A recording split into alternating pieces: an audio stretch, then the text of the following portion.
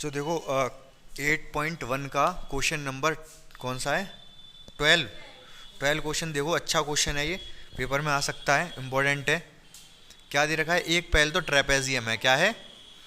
Trapezium. ये ए दे रखा है ना, ये ए है, ये बी है, ये सी है, ये डी है। इसमें क्या क्या गिवन है? एक तो ये इसके पैरेलल है और ये वाली साइड इसके बराबर है। वैसे कोई ज़रूरी नहीं होता ये बराबर हो, लेकिन ये बराबर दे रखी है और ट्रेपेजियम में पैरेलल तो होना ही पड़ेगा, एक पेयर पैरेलल होता है। तो यहाँ पे सबसे पहले गिवन में लिख देंगे, गिवन में क्या क्या लिख देंगे हम कि ए बी पैरेलल है सी डी के, ए बी पैरेलल है सी डी के, और दूसरा ए डी इक्वल है बी सी के। दो चीज़ हो गई। टू प्रूव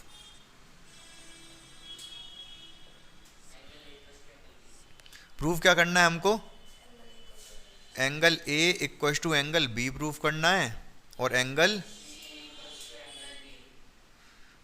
डी प्रूफ करना है। ठीक है, एक्सप्लेनेशन। तो इसमें क्या थोड़ी कंस्ट्रक्शन करना पड़ेगा। एक साइड लेंगे इसके पैरेलल, ए डी के पैरेलल एक साइड ली मैंने,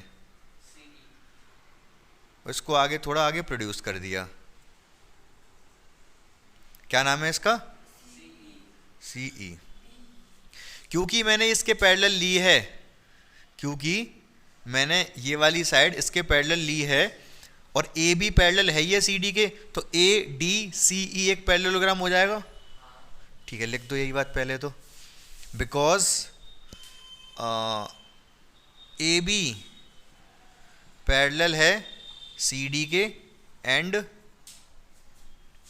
ए डी पैरेलल है सी ई के।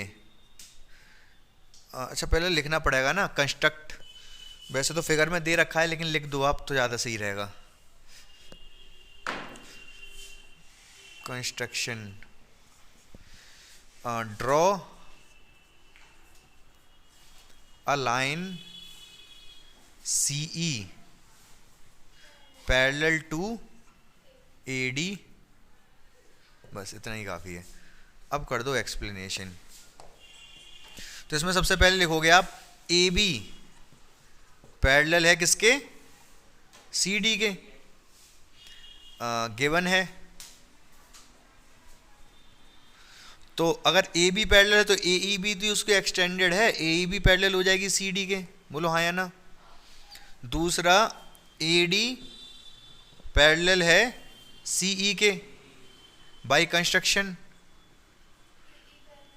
By construction. जब ये वाली साइड इसके पहले, ये वाली साइड इसके, तो हम कह सकते हैं therefore A D C E is a parallelogram. इसको पैरेललोग्राम प्रूफ करने से कोई फायदा हो गया क्या हमें? हाँ, फायदा हुआ। अगर ये इसके पैरेलल है तो एक्चुअली होगा क्या, ये जो ए डी है इसके बराबर हो जाएगी कि नहीं? और ए डी इसके बराबर दे ही रखी है। ठीक है, तो ये वाली साइड भी इसके बराबर हो गई, ये इसके बराबर दे रखी है, इसके बराबर पैरेललोग्राम्स हो गई, तो ये भी दोनों आपस में बराबर हो गए। ठीक है, बोलो हाँ या ना। क्लियर है? तो यही चीज़ लिख दो यहाँ पर। अब पहले तो क्या लिखोगे? ए डी सी ई पैरेललोग्राम लिख दिया मैंने। अब आप लिख दो देयरफॉर ए डी इक्वल हो जाएगी सी ई के। ठीक है, एंड ए डी बराबर दे रखी है किसके? बी सी के। ये गिवन है। तो इन दोनों से कह सकता हूं मैं कि बी सी बराबर है सी ई के। बोलो हाँ या ना। ठीक है, अगर बी सी बराबर है सी ई के तो मैं कह सकता हूं एंगल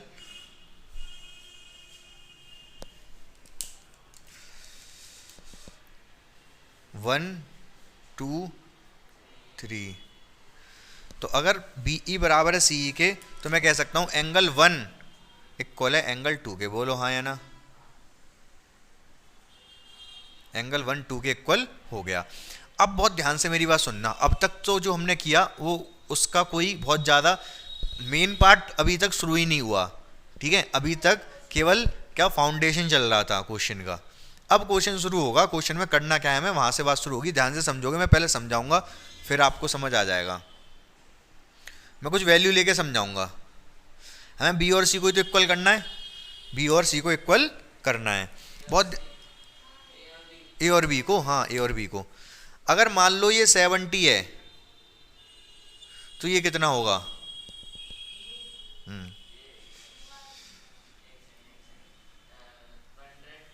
110। पूछो क्यों? क्योंकि पैरेललोग्राम है ये, एडजेसेंट एंगल का सम 180 होता है। अगर ये 70 है तो 110 होगा, अगर ये 110 है तो ये भी 110 होगा। वैसे ये वाला बड़ा है, चलो ऐसे ही लो, मतलब ऐसे मज़ा नहीं आ रहा। ये 90 से बड़ा है, इसको 110 ले लो। अगर ये 110 है, इसका कोई फ़र्क नहीं पड़ता, लेकिन तब भी अगर ये 110 है तो ये कितना होगा? 70। अगर ये 70 तो ये कितना होगा? 70। अगर ये 70 तो ये कितना होगा? 110। पूछो क्यों? Linear pair of angle, linear pair of angle, दोनों लीनियर पेयर ऑफ एंगल है ना। ये 70 तो ये 110 होगा। बस हो गया खत्म, दोनों बराबर प्रूफ हो गए। समझिए, ये जो ए और बी जो बराबर प्रूफ करने थे।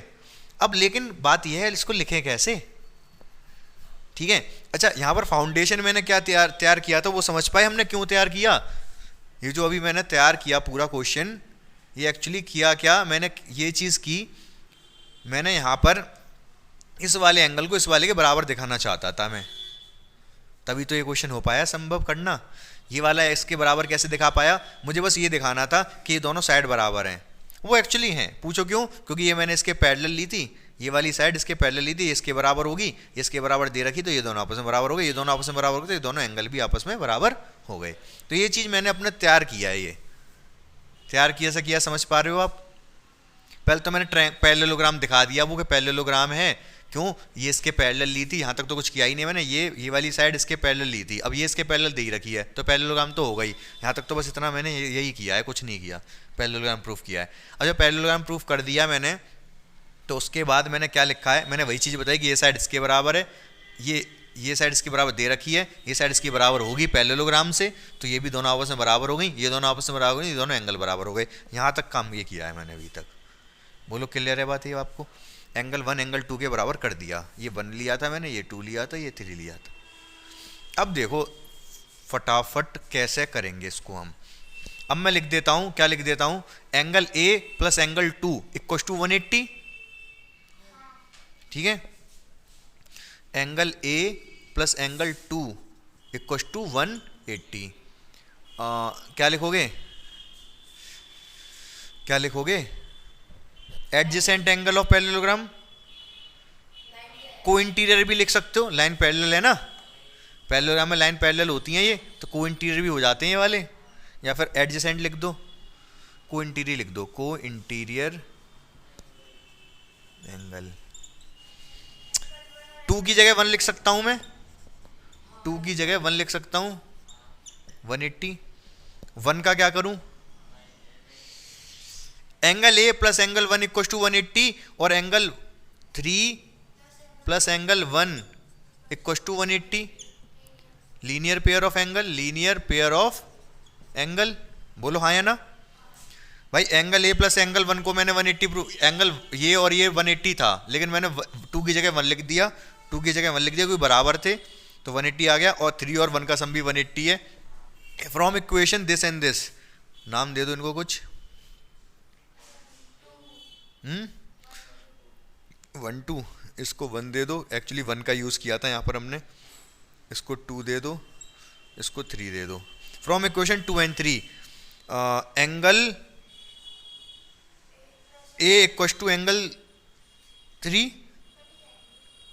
अरे भाई सब चीज़ सेम है, सब चीज़ सेम है ना, तो एंगल चलो मैं कर दे रहा हूँ, दोनों 180 के बराबर हैं, ये भी दोनों को सेम रख दो। फ्रॉम इक्वेशन 1 and 3, 1 and 3 दोनों ही 180 के बराबर हैं, तो एंगल ए प्लस एंगल 1 बराबर है एंगल 3 प्लस एंगल 1। बोलो हाँ या ना? एंगल 1 से एंगल 1 कट गया, और 3 की जगह मैं वी भी लिख सकता हूँ, जो 3 है वो बी तो है एक्चुअली, हो गया प्रूफ। बोलो हाँ या ना? फर्स्ट वाला पार्ट तो हो गया, ये हो गया फर्स्ट वाला पार्ट। सेकंड वाले पार्ट में क्या कह रहा है वो, सी को डी के बराबर दिखाना है, ठीक है ना। तो हम लिखेंगे एंगल 1 बिकॉज एंगल 1 बराबर है एंगल बी के। ए को लिख सकता हूं मैं 180 माइनस डी, एंगल ए को क्या लिख सकता हूं 180 माइनस एंगल डी। पूछो कैसे, क्योंकि इन दोनों का सम 180 है भाई, ये दोनों पैरेलल लाइन है ना, तो इन दोनों का सम को इंटीरियर से 180 होगा इन दोनों का सम। तो angle A plus angle D equal to 180 है, angle A plus angle D equal to 180 है। तो एंगल ए को मैं 180 माइनस एंगल डी लिख सकता हूं, बोलो हाँ या ना। तो मैंने ए की जगह पे 180 माइनस डी लिख दिया। ऐसे एंगल बी को लिख सकता हूं मैं 180 माइनस एंगल सी, 180 से 180 कट गया, माइनस से माइनस कट दिया, angle D equal to angle C आ गया, बोलो हाँ या ना। यहाँ रीजन लिख देना, बिकॉज ये हम कैसे ए की जगह ये बी की जगह कब लिख पाए, क्योंकि angle A plus angle D 180 है, और इसी तरीके से angle B plus angle C equal to भी 180 है, बोलो हाँ या ना। क्लियर है पूरा सवाल, कोई दिक्कत परेशानी समस्या नहीं है, 100% क्लियर हो गया ये क्या। अच्छा और भी रह गया अभी, क्या है,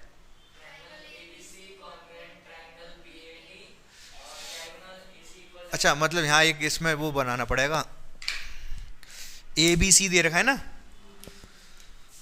ए बी सी कॉन्ग्रुएंट है किसके, ए सी डी के, हाँ D A B C D A, अच्छा ऐसे बनाना पड़ेगा, मतलब ये वाला ऊपर वाला ए बी सी ऊपर वाला ये लाल और ये वाला लाल, ये दोनों हमें करने कॉन्ग्रुएंट प्रूफ। कैसे होंगे, बी ए डी तो है, ये दोनों ऊपर ऊपर वाले कॉन्ग्रुएंट करने हैं, कैसे होंगे हैं, बीच वाली साइड तो कॉमन है, ठीक है, ये वाली साइड इसके बराबर दे रखी है, एंगल ए एंगल बी के इक्वल है, एस एस से हो गए, एस ए एस, हाँ तो डायगोनल मतलब A C equal to B D, C P C T से जब ये दोनों ट्रायंगल कॉन्ग्रुएंट कर ही दिए, सी पी सी टी से ए सी और बी डी बराबर हो जाएंगे, समझ गए ना, क्लियर है बिल्कुल, ठीक है।